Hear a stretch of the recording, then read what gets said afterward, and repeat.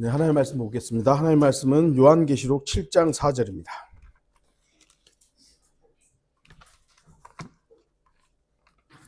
요한계시록 7장 4절입니다.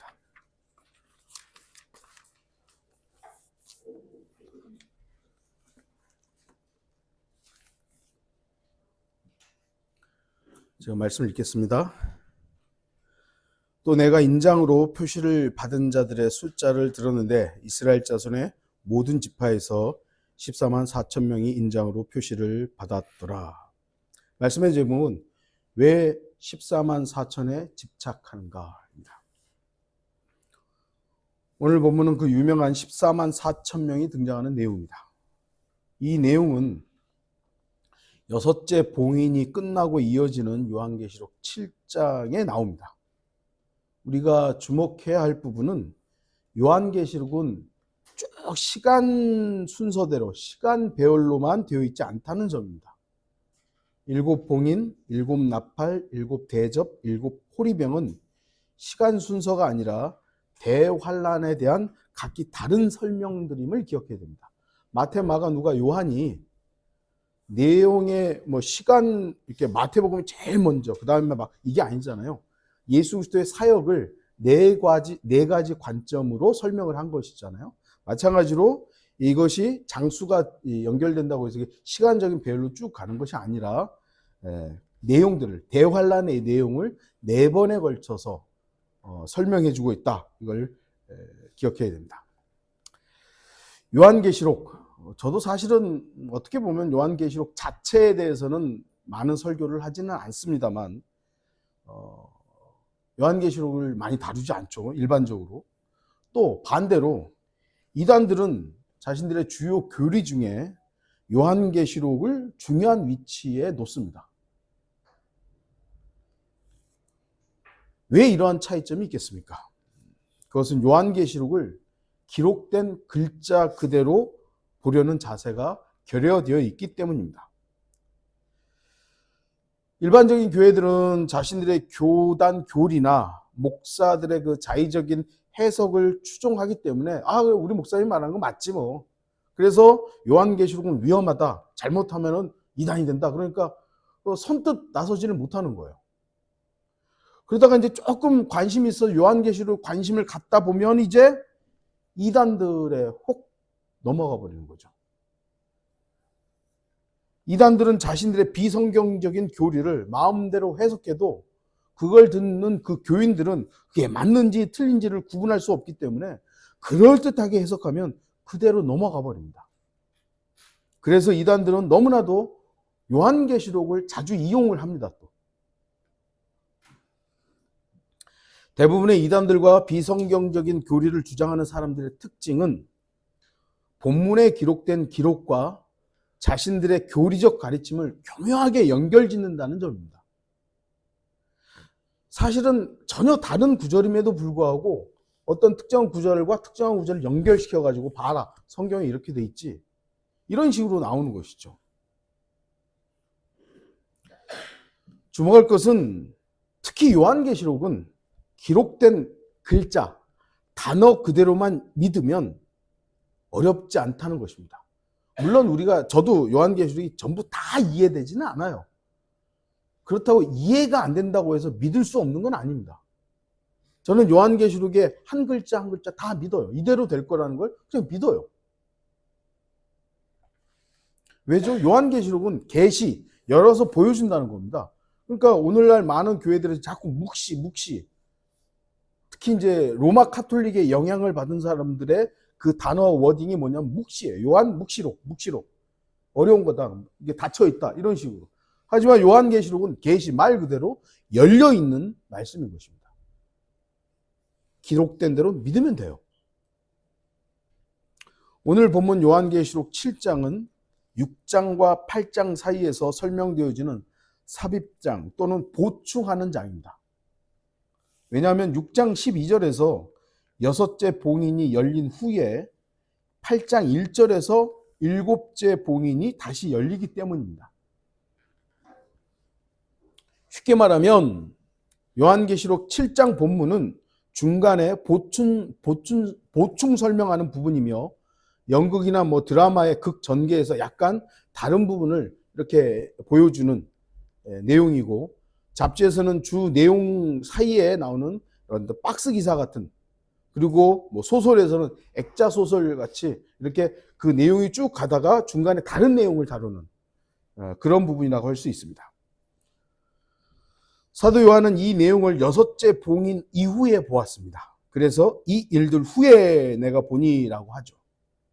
그러나 본문의 사람들이 하나님의 인장을 받고 발생하는 내용을 보면 이 시기가, 요한계시록 7장의 시기가 대환란 초기 전반부 3년 반이라는 것을 알 수 있습니다.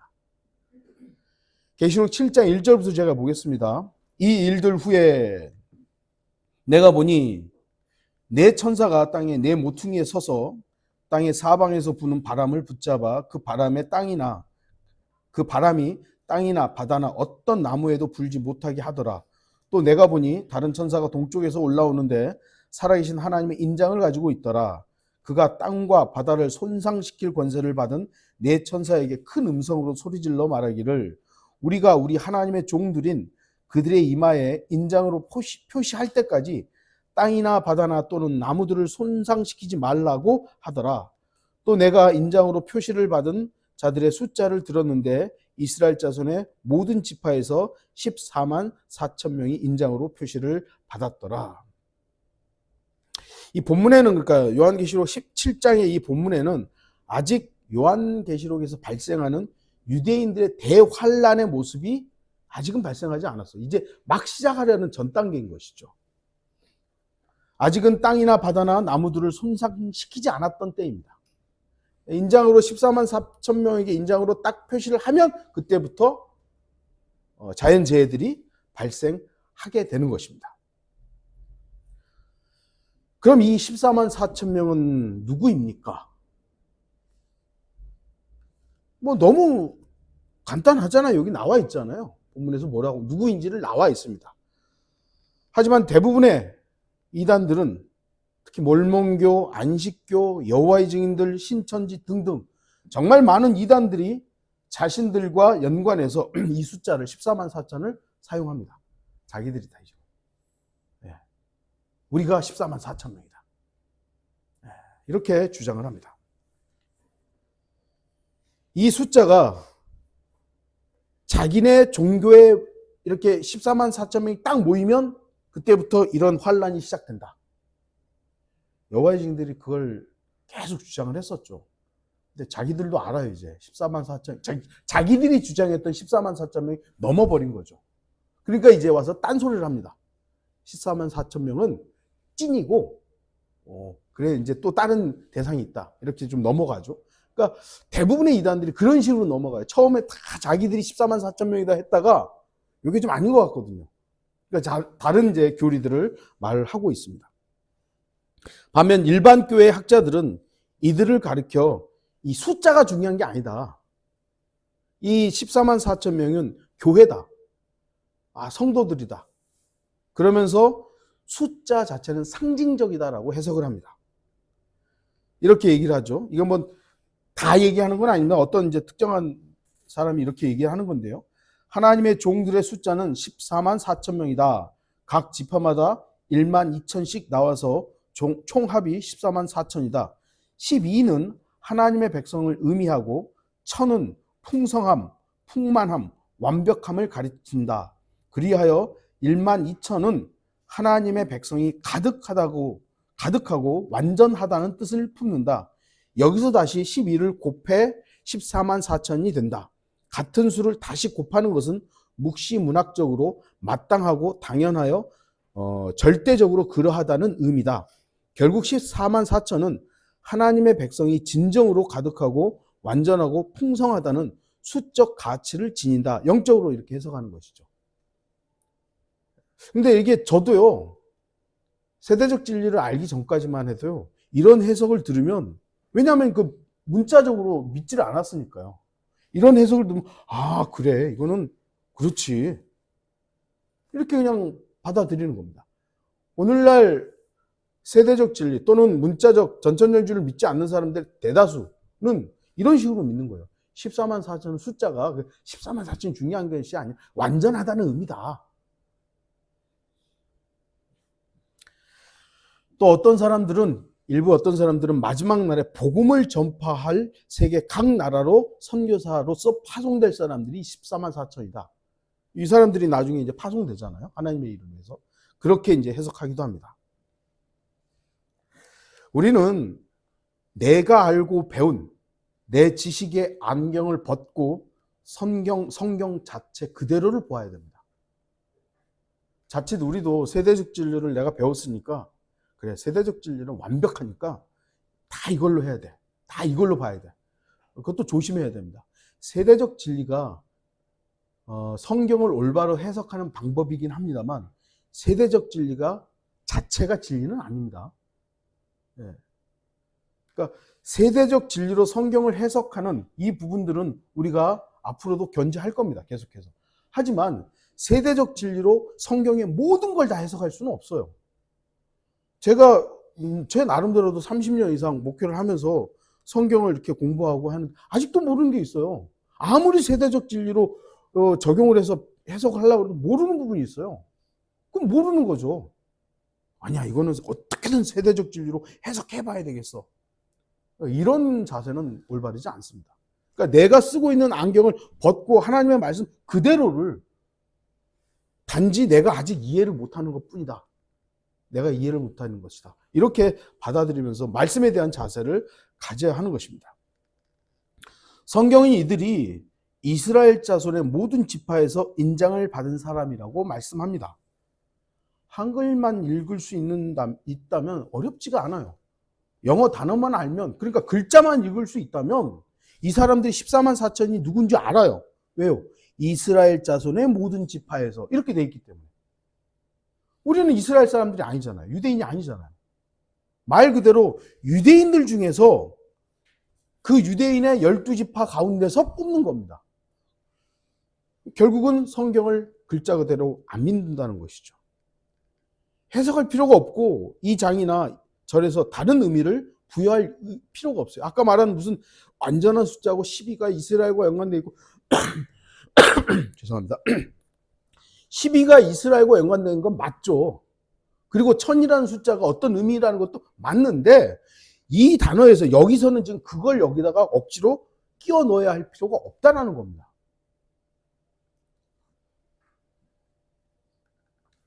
문제는 기록된 그대로를 믿지 않고 받아들이지 않는 것이 문제입니다. 성경을 기록된 그대로 믿지 않기 때문에 자신들만의 종교적 상상력과 종교 소설을 추가하는 것입니다. 그러나 많은 사람들이 기록된 대로 믿기보다 종교 소설을 더 좋아해요. 와, 그럴딱 막 해석하고 막 여기다가 뭘 더해주고 뭐 그럴딱 해석해주고 우와, 이게 더 맞는 것 같아. 본문에 14만 4천 명은 그냥 유대인들입니다. 교회가 아닙니다. 성경은 이 땅의 인류를 세 부류로 구분합니다. 고린도전서 10장 32절 유대인에게나 이방인에게나 하나님의 교회에게나 아무도 거치는 자가 되지 말라. 성경은 이렇게 유대인, 이방인, 하나님의 교회로 구분을 하고 있습니다. 그래서 성경은 유대인들을 대상으로 기록된 부분이 있고요. 이방인을 대상으로 기록한 부분이 있고 하나님의 교회, 곧 그리스도인을 대상으로 교회를 대상으로 기록한 부분으로 나뉘는 겁니다. 각각 달라요. 그럼에도 물론 모든 성경은 우리에게 하나님의 말씀이며 모든 부분에서 우리는 교훈을 받아야 합니다. 로마서 15장 4절 무엇이든지 전에 기록된 것은 우리의 교훈을 위하여 기록된 것이니 이는 성경이 주는 인내와 위로로서 소망을 지니게 하려 함이니라. 이렇게 나눠져 있죠. 성경에 기록된 내용을 그 대상을 구분하지 않고 아무렇게나 적용하면 반드시 문제가 발생하고 그것을 잘못 적용하기 때문에 이단 교리와 잘못된 실행이 나타나는 것입니다. 우리가 왜 안식교를 이단이라고 합니까? 여러분들 안식교인들 만나보셨어요? 되게 정직합니다. 왜냐하면 그들은 율법을 지켜야 되기 때문에, 율법을 지켜야 구원이 안전하기 때문에 율법을 지키면서 살아요. 그건 여호와 증인들도 마찬가지예요. 여호와 증인들 화를 안 내요. 그 사람들은 화내면 죄 짓는 거라고 알고 있기 때문에 화를 안 내요. 제가 좀 짓궂게 슬슬 약을 올렸는데도 화를 안 내더라고요. 그런 건 좀 본받아야 되는데, 어쨌든 그 사람들은 아까 우리 설교도 오전 천년 설교도 했습니다만, 그걸 지켜야, 무언가를 해야 구원받는다라는 그 믿음 때문에 그들은 정직한 삶을 살고 그래요. 왜 영국에서 감리교도들이 그렇게 정직하게 살았기 때문에, 저도 뭐 들은 얘기지만 그 당시에 나 감리교인이요 그러면 은행에서 융자를 그냥 대출을 그냥 해줬대잖아요. 그만큼 바르게 살았기 때문에. 지금 여러분이 나 침례교인인데 돈 좀 빌려주세요 그러면 빌려줄까요? 안 빌려주죠. 근데 왜 그렇게 정직하게 사는데도 불구하고 우리가 이단이라고 합니까? 왜 여호와 증인들을 이단이라고 하고 신천지 하나님의 교회 뭐 이런 자들을 로마 카톨릭 왜 이단이라고 합니까? 구분하지 않고 있기 때문이에요. 누구에게 어떤 사람에게 대상 시기 시대가 어떻고 어떤 대상에게 적용해야 하는지를 구분하지 않고 아무거나 막 갖다가 적용하기 때문이죠. 안식교인들은 율법 지금 지켜야 된다 그러죠. 안식일 지켜야 된다 그러죠. 여호와 증인들은 왜 이단입니까? 신약에 계시되어 있는 예수 그리스도가 구약에 계시되었던 신약에 또 하나님으로서 나타났다. 성령 하나님께서는 인격체이시다. 이걸 거부하기 때문에 신약 성경적 교리들을 거부하기 때문에 이단이라고 하는 거예요. 삼위일체를 부정하기 때문이죠. 신천지는 제가 뭐 그들의 교리를 다 아는 건 아니지만 자기들이 14만 4천인 거예요. 그래가지고 뭐 지파를 나눠가지고 베드로 지파, 요한 지파 뭐 이렇게 해놨잖아요.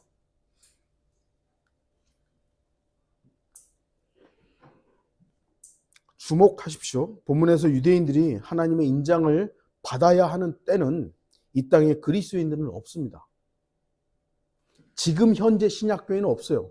환란 때 교회는 있습니다만 지금 신약교회는 다 휴가되고 나서 땅에 그리스도인이라고 불릴 사람들은 없는 상황이에요. 그래서 우리가 환란 성도라는 단어를 사용하는 것이죠. 신천지는 자신들이 14만 4천이라고 주장하지만 자기들 스스로는 자신이 어느 지파인지 알지 못해요. 모르잖아요. 그런데 왜 자기를 뭐 베드로 지파, 뭔 지파, 뭐 지파 하고 어떤 경우에는 또 이제 뭐 다른 이름들 해가지고 또 뭐였더라? 하여튼 12지파 해놓고 자기들 스스로 해. 그거 누가 해준 겁니까? 그 지도자들이 정해준 거예요. 어느 지역은 어느 지파, 먼 지역은 누구 지파. 12사도 이름 이제 끼워 맞추고 뭐 별의별 짓들을 다 하죠. 분명 성경은 이스라엘의 12지파에서 각각 1만 2천 명을 나눈다고 말씀하고 있는 것입니다. 왜 그들은 기록된 말씀을 무시합니까? 결국은 하나님의 말씀 안 믿는 겁니다. 대부분의 유대인들은, 지금 유대인들도 거의 마찬가지일 거죠. 대부분의 유대인들은 대환란의 마지막까지 자신들의 죄를 인정하지 않을 겁니다. 그들이 자신들의 힘으로 지금 성전을 회복하려고 하잖아요. 준비는 다 끝났죠, 지금. 다 끝났다고 제가 알고 있어요. 그러니까 자기들의 힘으로 성전을 회복하려고 하는 것도 역시 메시아를 끝까지 거부하는 행위입니다. 예수 그리스도께서 오셔서 완성해야 되는데 자기들이 하고 있는 거예요. 그들은 극심한 대환란, 즉 야곱의 고난의 때를 다 겪고 나서야 비로소 주의 이름으로 오시는 이여 하며 두 팔을 벌리고 예수 그리스도를 왕으로 인정할 것입니다. 분명 본문에 14만 4천 명은 유대인들입니다. 하지만 이들은 다른 유대인들과는 달리 일찍 회개하고 깨달아서 주님의 종으로서 사용될 사람들입니다. 그러니까 대환란 초기에 우리가 언제 대환란이 시작된다라고는 분명히 잘 모르지만 어쨌든 대환란이 시작되는 어떤 초기에 이들은 천사로부터 하나님의 인장을 받고 14만 4천 명이 하나님의 사역을 위해서 구별되는 겁니다. 이들은 하나님으로부터 온 천사들에게 인장을 받기 때문에 죽기까지 굴복하지 않고 환난 초기에 활동할 것입니다. 이게 바로 이제 그들이 전하는 천국 복음이죠. 이들은 인장이 뭡니까? 도장이고 seal, 영어는 seal인데요. 이들이 받는 이 14만 4천 명이 도장받는 이 인과 성령의 인, 이건 다르죠. 우리 그리스도인들은 어떤 도장을 받습니까? 성령의 인을 받습니다. 성령의 인. 그래서 에베소 1장 13절에 그분 안에서 너희도 진리의 말씀 곧 너희 구원의 복음을 듣고서 그분을 신뢰하였으니 또 너희가 그분을 믿고서 약속의 그 성령의 인침을 받은 것이니라. 오늘 본문에서는 그런데 이 14만 4천 명은 성령의 인이 아니에요. 천사들이 나타나서 그들에게 인장을 치는 겁니다. 성령과 천사는 다르잖아요. 그래서 이 14만 4천 명은 그리스도인이 아닙니다. 다른 건 같은 게 아닙니다. 그리스도인은 우리가 받은 인은 예수 그리스도를 개인의 구주로 영접할 때 성령님으로부터 받은 것입니다. 하지만 본문의 14만 4천 명은 땅이나 바다를 손상시키기 전 어떤 특정한 목적을 두고 천사들에게 인침을 받습니다. 한편 모방의 천재 마귀는 적그리스도를 추종하는 자들에게 666이라는 짐승의 표를 인칠 겁니다. 14만 4천 명이 죽음을 두려워하지 않고 하나님의 사역을 하듯이 이 짐승의 표를 받는 자들도 죽음을 마다하지 않고 짐승을 위해 싸울 것입니다. 왜냐하면 자신들의 생존이 달린 문제잖아요. 이 짐승의 표를 받는 사람들도 생존이 달린 문제예요. 받고 나서 먹는 문제들이 해결됐다라고 해도 이들도 역시 생존을 위해서 하나님의 사람들과 피터지게 싸울 겁니다. 이 두 부류의 임 받은 자들은 서로를 죽이기 위해 치열하게 싸울 것입니다. 이 부분은 오늘 주제가 아니니까요. 그만하겠습니다. 본문의 14만 4천 명의 유대인들은 대환란 때에 왕국 복음을 전하게 될 것입니다. 마태복음 23장에 나와 있는 내용들이죠. 이들이 나타난 이후의 모습을 우리가 주목해서 봐야 됩니다. 9절을 보면 7장 9절을 보면 이 일 후에 내가 보니 보라 모든 민족들과 족속들과 백성들과 언어들에서 온 아무도 셀 수 없는 큰 무리가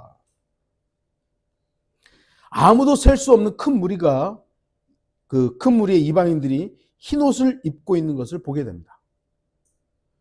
그리고 휴거된 교회를 예표하는 장로들이 그들에게 묻습니다. 13절 14절 그때 장로 가운데 한 사람이 대답하여 나에게 말하기를 흰옷을 입은 이 사람들이 누구며 어디서 왔느냐 하기에 내가 그에게 말씀드리기를 주여 당신이 아시나이다 하니 그가 내게 말하기를 이들은 대환란에서 나온 사람들이며 자기들의 옷을 씻어 어린 양의 피로 희게 하였느니라. 아무도 셀 수 없는 큰 무리가 얼마나 많은 숫자인지 모릅니다. 왜요? 성경에서 아무도 셀 수 없다 그랬으니까요. 하지만 이 말씀은 대환란 기간에도 많은 사람들이 구원받는다는 사실을 알게 합니다. 대환란이란 전대미문의 어마어마한 환란에 수많은 사람들이 죽을 건데 그럼에도 성경에서는 이 대환란에서 나와서 구원받는 사람들이 아무도 셀 수 없는 그 무리라 이것이죠. 그러니까 꽤 많은 사람들이 이 환란을 통과해서 구원받는다는 겁니다. 그런데 왜 환란을 통과합니까? 환란 통과하지 않고 지금 그냥 믿음으로 구원받으면 되는데 이 어리석은 사람들이 믿음으로 구원받는다는 것을 거부하다 보니 결국은 환란을 통과하는 어리석은 과정을 인간이 제일 무지해요. 어떻게 보면 하나님께서 자신의 자비를 베풀어서 인간을 야 너네 그래 고생하지 말고 쉽게 말해 고생하지 말고 구원받아 이런데 인간은 버팅기죠.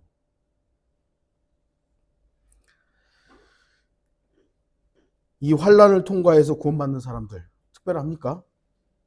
특별한 게 아니라요. 모든 시대에 하나님의 은혜가 있다는 걸 보여주는 겁니다. 구원은 하나님의 은혜로만 받는 거예요. 하나님의 은혜가 없다면 구약시대에 누가 구원받았겠습니까? 아까 우리 청년이 설교했듯이 그렇게 완벽하게 율법을 지켜야 되는데 하나님의 자비가, 은혜가 없었다면 누가 구원받았습니까? 누가 구원받겠습니까? 지금 오늘날 믿음으로만 구원받는다는 이 시대에 하나님의 은혜가 아니라면 우리가 어떻게 믿음으로만 구원받겠습니까? 그러니까 모든 시대에는 하나님의 은혜가 우리를 구원하는 겁니다.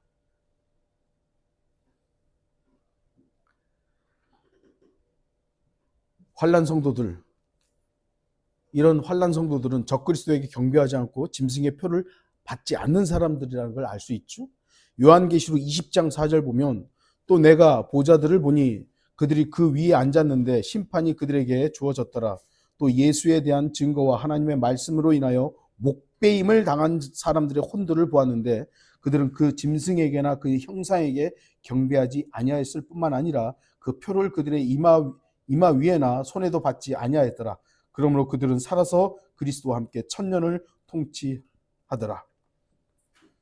이 말씀을 근거로 본문에 나오는 흰옷을 입은 환난 성도들은 목이 잘리는 순교를 당할 것이라고 예측할 수 있는 것이죠. 오늘날 수많은 이단들이 14만 4천이라는 숫자를 이용해서 종교 장사를 합니다. 속지 마십시오. 우리는 14만 4천에 들어가서는 안 됩니다. 우리는 이미 주 예수 그리스도의 보혈로 말미암아 영원한 생명을 받은 사람들입니다. 우리는 어떤 숫자에 들어가는 사람들이 아닙니다. 이미 생명의 책에 기록된 사람들입니다. 주의하십시오. 요한계시록에 나오는 이기는 사람들과 이 시대의 그리스도인들은 다릅니다. 그러니까 이걸 나누지를 못하니까 지금도 많은 교회들에서 이겨야, 요한계시록 근거로 우리의 믿음의 끝까지 지켜야 된다. 이겨야 된다. 이기는 사람들이 돼야 된다. 그러나 성경은 구분합니다. 요한계시록에 나오는 이겨야 하는 사람들, 이기는 사람들과 우리 그리스도인들은 다르다는 것이죠. 왜냐하면 우리는, 여러분, 이겨야 하는 사람입니까? 이긴 사람입니까? 우리는 이미 이긴 사람들이에요. 왜냐하면 우리가 믿음을 끝까지 지켜서 이긴 게 아니라 예수 그리스도께서 이미 이기셨잖아요. 우리는 이미 이기신 그분을 믿는 거예요. 그래서 우리는 이긴 사람들인 겁니다. 우리 스스로가 뭘 해서 이긴 사람이 아니라 승리자이신 예수 그리스도를 믿기 때문에 그 승리가 내게 된 거예요. 그래서 우리는 이미 이긴 사람입니다. 로마서 8장 37절. 그러나 이 모든 일에서 우리를 사랑하시는 그분으로 말미암아 우리가 이기는 자들보다 더 나으니라. 이기는 사람들이 있어요. 이기는 사람들보다 우리가 더 나은 이유는 뭐냐면 우리를 사랑하시는 그분으로 말미암은 것이죠. 예수 그리스도 때문에 우리는 이기려고 막 애쓰는 이 사람들과는 다른 사람들입니다. 우리는 이미 이긴 사람들입니다. 그런데 왜 종교인들은 이 14만 4천 명 이기려고 이런 사람들에게 집착합니까? 그것은 그들의 특권 의식 때문입니다. 우리는 특별하다. 우리만 유일하다. 우리만 구원받았다. 우리만이 하나님의 일을 한다. 등등등. 이 특권 의식은 그 종교 집단이 유지되는 방식 중에서 아주 효과적인 방법이에요. 제가 모든 이단을 다 다녀본 것도 아니고 다 연구한 것도 아니지만 여러분들 한번 잠깐 생각을 해보세요. 잠깐 우리가 좀 속았을 때를 보면 우리만 특별해. 우리 교회만 유일해. 우리 목사님만 최고야. 우리가 알고 있는 것만 진리야. 그러니까 소위 말하는 요즘에 국뽕이라 그러네요. 그래, 나만 그래. 이런 게 슬슬슬 차오르는 거예요. 그 이상한 집단들에 가보면 그런 현상들이 다 나타나요. 우리만이야, 우리만. 통일교도 그러죠. 안식교도 그렇죠. 웬만한 이단들 다 가서 이렇게 잠입 취재를 해서 그런 기자들의 그 내용들 보면요. 다 그런 거에 차 있어요. 막. 우리만 특별해. 저것들 다 쓰레기고 우리만 특별해. 성경은 우리에게 분명히 성별하라라고 명령합니다. 성별. 구약에 보면 아론의 아들들, 레위인, 제사장, 더 넓게는 이스라엘 백성들이 이방인들로부터 구별되어야 했습니다. 또한 제사를 드릴 때도 그 제물은 아무 것이나 바칠 수 없었습니다. 특별히 구별되고 성별된 제물만 하나님께 드릴 수 있었습니다. 성별이란 단어는 특별히 거룩하게 구별된 어떤 것을 의미합니다. 구별된 거예요. 다른 일반적인 것과는 분명히 다르게 구별된 겁니다. 그리고 신약에서도 성별은 중요합니다. 사도 바울은 자신이 복음을 위하여 성별되었다고 말합니다. 신약 성도는 모든 삶의 영역에서 성별된 삶을, 거룩한 삶을 살 것을 요구받습니다. 그런데 문제는 이것이 특권의식으로 변질되고 오염된 것이 문제입니다. 이스라엘 백성들은 어떻습니까? 분명히 선택된 백성이죠. 그건 특권입니다. 수많은 인종이 있었잖아요. 하나님께서 창조하시고 그 피조물들이 아담의 범죄를 어쨌든 이제 다 흩어지고 했는데 그 많은 민족 중에 아브라함을 통해서 한 민족을 선택하십니다. 특별한 거죠.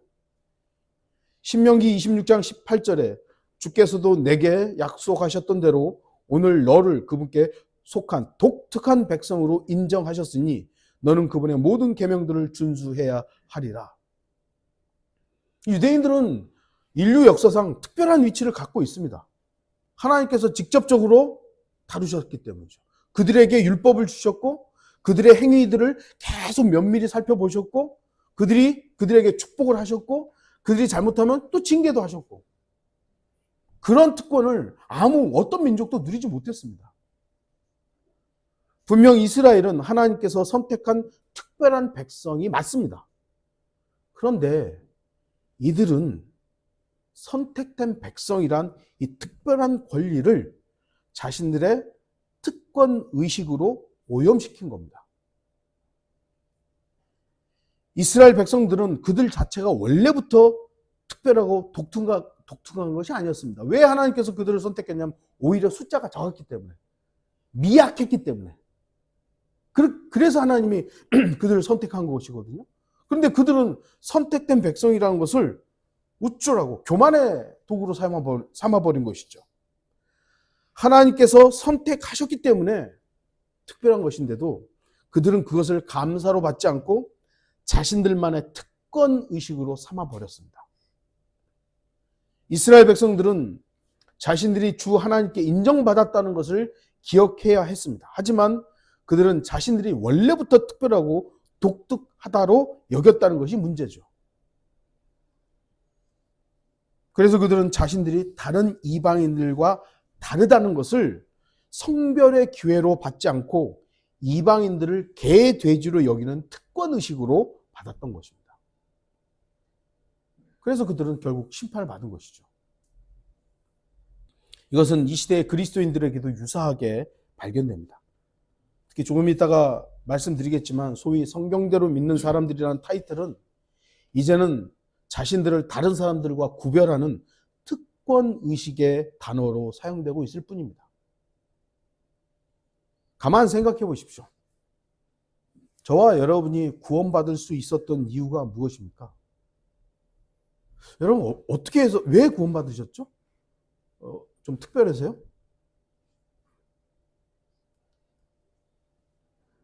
저와 여러분이 특별하고 대단하거나 다른 사람들보다 조금 더 나은 삶을 살고 다른 사람보다 좀 선을 더 많이 행하고 교회를 더 열심히 나오고 뭐 헌금을 더 많이 하고 더 나은 의의를 가졌기 때문에 저와 여러분이 구원받았습니까? 아니잖아요. 어쩌면 저와 여러분은 다른 누구보다 더 심각한 죄인이고 더 악독한 사람이었기 때문에 구원받은 것 아닙니까? 저는 오히려 다른 누구보다 더 악한 죄인이기 때문에 구원받았다고 생각합니다. 그래서 저는 하나님께 온전한 자비를 구한 거예요. 저를 구원해 주십시오. 그렇기 때문에 감사하는 거예요. 제가 특별하고, 제가 항상 간증하잖아요. 저는 제가 구원받기 전까지 목사 아들로 태어나고, 그냥 정말 남들이 보는 FM의 그 신앙생활을 했어요. 그래서 내가 구원 안 받으면 누가 구원받아? 이렇게 살고, 이렇게 믿고 살았어요. 나 같은 사람이 구원 안 받으면 누가 믿어? 누가 구원받을 수 있겠어? 그런 특권의식을 가지고 살았어요. 근데 그것이 무너지니까, 나 같은 사람이 구원 못 받는구나. 그러니까 하나님께 자비를 구하고, 하나님, 나 이 죄 문제를 해결해 주십시오. 매달렸던 것이죠. 그러니까 하나님께서는 자비를 베풀어 주신 거예요. 그래서 저는 너무 감사한 거야. 나 같은 죄인을 구원해 주셔서.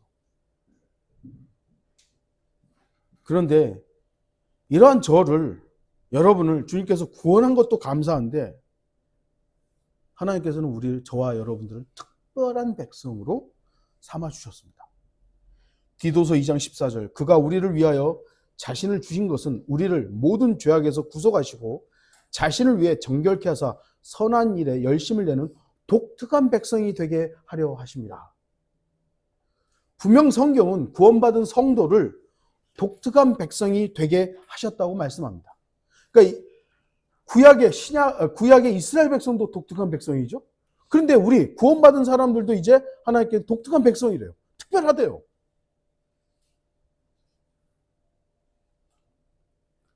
그런데 왜 하나님께서 우리를 이렇게 특별한 지위를 주신 것입니까? 이스라엘 백성들이 누렸던 그 특별한 지위를 이제 구원받은 우리에게도 어떻게 보면 더 엄청난 지위를 주신 것이죠. 왜 주신 것입니까? 특권 의식을 가지라고요? 특권 의식 가지라고 주어지진 않았을 것입니다.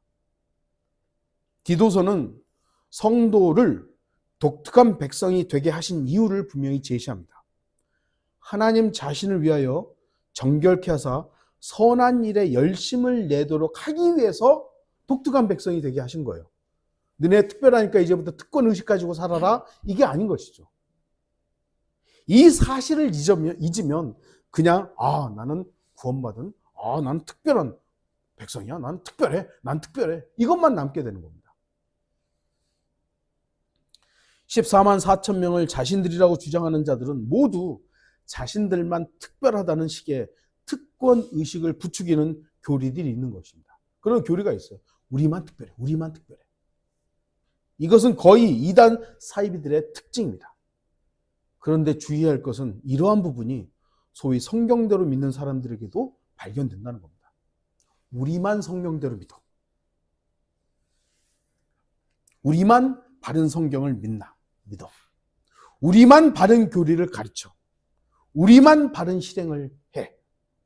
설령 이러한 주장이 사실이라 해도 이것은 감사의 조건이지 다른 사람과 나를 구별하여 정죄하는 수단이 되어서는 안 됩니다. 이건 우리가 바른 성경을 믿는다, 바른 교리를 믿는다, 바른 실행을 한다. 이건 감사한 거예요. 너무 감사한 거예요. 그런데 이거를 하나님께서 왜 주셨어요? 우리가 그걸 감사하라고 주신 건데 이거를 다른 사람들은 너 안 믿지? 아유, 이런 식으로 우리가 정죄하고 있다면 이건 잘못된 것이죠. 오늘날 소위 성경대로 믿는 사람들에게서 나타나는 열매를 보면 심판자, 판단자, 정죄하는 자의 모습만 보입니다. 저도 여전히 말씀을 전할게 그 사이트에서 지식적인 부분은 도움을 받아요. 오늘의 양식인가 보면 되게 좋은 예화도 많아요. 근데 그 설교를 거의 듣지 않습니다만 나타나는 현상들을 보면 여전히 정죄만 하고 있어요. 판단만 하고 있고. 그러라고 그 많은 은혜를 주신 겁니까? 그러고 있으니 계속해서 서로를 정죄하고 있는 것이죠. 우리만, 나만, 우리 교회만 아닙니다. 오직 주님만 주장되어야 됩니다. 오직 주님만. 베델 독립침례회가 바른 성경을 믿고 바른 교리를 가르치고 바른 실행을 해야 하는 것은 맞습니다. 우리 그렇게 해야 돼요. 하지만 우리 교회만 그렇지는 않습니다. 우리 교회 역시 주 예수 그리스도의 몸인 교회의 일부분일 뿐입니다. 저와 여러분도 주님의 몸인 교회의 아주 작은 일부분일 뿐입니다. 그 사실을 놓치고 마치 우리 교회만 특별하다고 주장한다는 것은 숫자를 외치지는 않습니다만 우리가 14만 4천이다 라고 주장하는 것과 뭐가 다르겠습니까? 왜 14만 4천 명에 집착하냐? 다시 말씀드리지만 우리가 특별하다는 거죠. 결론을 맺겠습니다. 14만 4천 명은 분명히 특별한 사람들입니다. 계시록 14장 1절에서 5절을 보면 그들의 특징이 잘 나타납니다. 그들은 어린 양과 시온산에 서 있습니다. 그들의 이마에는 아버지의 이름이 쓰여 있습니다. 그리고 새 노래를 배워 부를 수 있는 유일한 사람들입니다.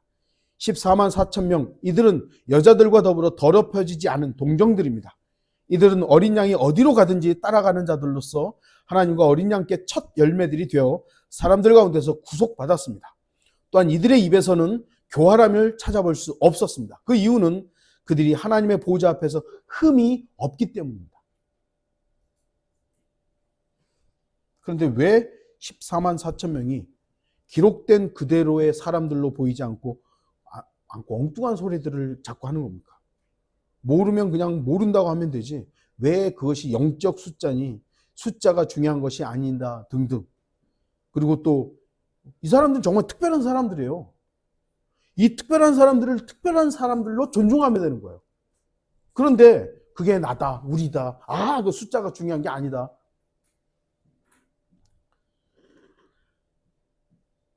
자신들의 종교적 속임수를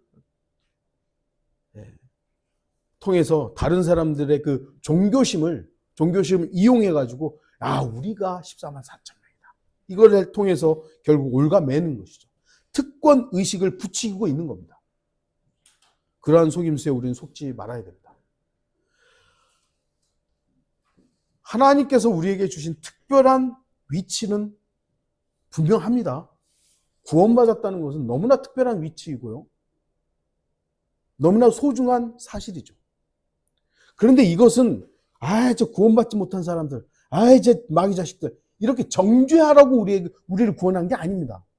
우리가 구원받았다는 사실로 감사하고 저들을 향해서 우리는 사랑의 마음으로서 애타는 마음으로서 저 사람들도 구원받아야 되는데 이러라고 우리를 구원하신 거예요. 어떻게 보면. 그런데 이것을 난 구원받았는데 난 특별한데 나는 독특한 백성인데 저 마귀 자식들 그게 아니라는 겁니다. 우리에게 바른 성경을 왜 주신 겁니까? 우리에게 바른 교리를 왜 주신 겁니까? 잊어버리면 안 돼요. 남들을 정죄하게 판단하라고 주신 게 아니라 너무 감사합니다. 이 바른 성경을 주시고 바른 교리를 주시고 얼마나 감사한 겁니까? 여기에 감사하고 주님을 높이라고 우리에게 이런 놀라운 은혜를 주신 것인데 이걸 거꾸로 우리가 14만 4천이지 이렇게 하면 안 된다는 겁니다. 우리는 오늘 본문의 14만 4천 명에 대한 부분들을 왜 사람들이 숫자에 집착하느냐? 특별하다. 나는 특별해. 우리가 특별한 게 아닙니다. 특별하신 그분이 특별하신 받아야 마땅하신 하나님이 우리를 특별하게 하셨기 때문에 우리는 감사하고 찬양하는 그런 사람들이 되어야 할 것입니다. 다 같이 기도하시겠습니다.